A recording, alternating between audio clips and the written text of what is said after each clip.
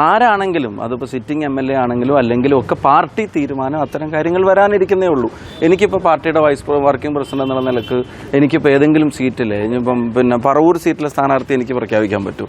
അപ്പോൾ അതൊരിക്കലും ഇങ്ങനെ ഒരു മാധ്യമ ചോദ്യത്തിൻ്റെ മുമ്പിൽ ആരായിരിക്കും പാലക്കാട്ടെ സ്ഥാനാർത്ഥി അല്ലെങ്കിൽ ആരായിരിക്കും കോഴിക്കോട്ടെ സ്ഥാനാർത്ഥി മറ്റേ പേരാമ്പ്രയിലെ സ്ഥാനാർത്ഥി നാദാപുരം ഇതൊന്നും ഇപ്പോൾ ഓഫ് ഹാൻഡ് എനിക്ക് പറയാൻ പറ്റുന്നൊരു കാര്യമല്ല.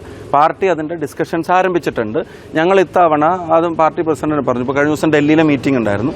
ഡൽഹിയിലെ മീറ്റിങ്ങിലും പറഞ്ഞൊരു കാര്യം ഒരുപാട് ഡിലേ ആക്കണ്ട, ഒരുപാട് വൈകിപ്പിക്കേണ്ടതില്ല എന്ന് വെച്ചാൽ ധൃതി കൂട്ടി നാളെ തന്നെ എൻ്റെ ചില മാധ്യമങ്ങൾ കണ്ടു ജാഥ നടക്കുന്നതിനോടൊപ്പം സ്ഥാനാർത്ഥികളെ പ്രഖ്യാപിച്ച് വരും. അങ്ങനെയില്ല.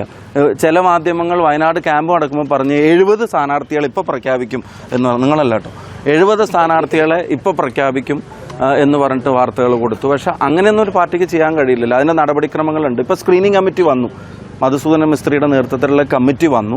അവരുടെ ഫസ്റ്റ് റൗണ്ട് ഡിസ്കഷൻ KPC ലീഡർഷിപ്പായിട്ട് ബന്ധപ്പെട്ടുണ്ടായിരുന്നു. ഇന്ന് സീനിയർ ലീഡർഷിപ്പുമായിട്ട് ഇലക്ഷൻ കമ്മിറ്റിയുമായിട്ട് അവരുടെ ചർച്ചകൾ നടന്നിട്ടുണ്ട്. അപ്പോൾ അതിൻ്റെ നടപടിക്രമങ്ങൾ ആരംഭിച്ചിട്ടുണ്ട്. ഞങ്ങൾക്ക് കൂടുതൽ എഫക്റ്റീവായി ടൈം ബൗണ്ടായി നല്ല സ്ഥാനാർത്ഥി പട്ടികയായിരിക്കും ഇത്തവണ കോൺഗ്രസിൻ്റെ പുറത്തു വരാൻ പോവുക എന്നുള്ള ആത്മവിശ്വാസം ഞങ്ങൾക്ക് എല്ലാവർക്കും ഉണ്ട്.